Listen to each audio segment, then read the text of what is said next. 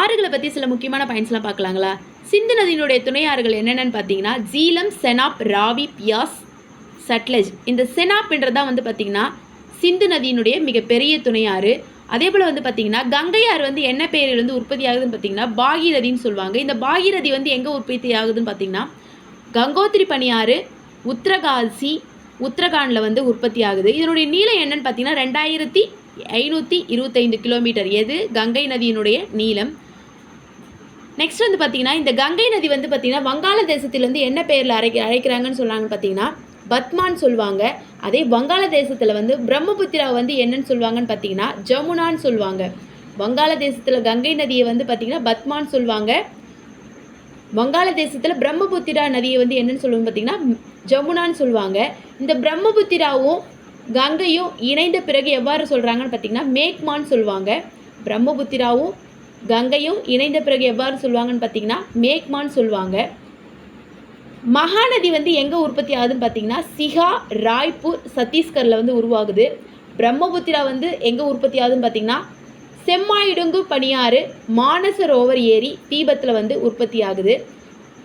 பிரம்மபுத்திரா வந்து பார்த்திங்கன்னா தீபத் பகுதியில் வந்து என்ன பேரில் சொல்லுவாங்கன்னு பார்த்தீங்கன்னா சாங்போன்னு சொல்லுவாங்க. இந்த சாங்போன்றதுக்கு மீனிங் என்னன்னு பார்த்தீங்கன்னா தூய்மை.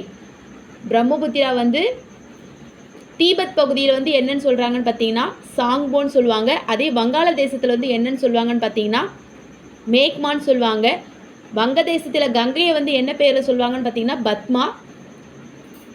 தீபகற்ப இந்தியாவில் வந்து பாயும் மிக நீளமான நதி எதுன்னு பார்த்தீங்கன்னா கோதாவரி தான். இதனுடைய நீளம் என்னன்னு பார்த்தீங்கன்னா 1465 கிலோமீட்டர் தான். இது எங்கே உற்பத்தி ஆகுதுன்னு பார்த்தீங்கன்னா மேற்கு தொடர்ச்சி மலை, நாசிக், மகாராஷ்டிரில் தான் வந்து உற்பத்தி ஆகுது. இந்த கோதாவரியினுடைய வேறு பெயர் என்னன்னு பார்த்தீங்கன்னா விருத்த கங்கான்னு சொல்லுவாங்க. கோதாவரியினுடைய வேறு பெயர் என்னன்னு பார்த்தீங்கன்னா விருத்த கங்கான்னு சொல்லுவாங்க. இது எங்கே உற்பத்தி ஆகுதுன்னு பார்த்தீங்கன்னா மேற்கு தொடர்ச்சி மலை, நாசிக், மகாராஷ்டிராவில். இதுதான் வந்து பார்த்தீங்கன்னா தீபகற்ப இந்தியாவில் பாயும் மிக நீளமான நதி தான் கோதாவரி. இதனுடைய நீளம் என்னன்னு பார்த்தீங்கன்னா 1465 கிலோமீட்டர். கோதாவரியினுடைய வேறு பெயர் என்னன்னு பார்த்தீங்கன்னா விருத்த கங்கான்னு சொல்லுவாங்க. வங்காளதேசத்தில் வந்து பிரம்மபுத்திராவினுடைய பெயர் என்னன்னு பார்த்தீங்கன்னா ஜமுனான்னு சொல்லுவாங்க.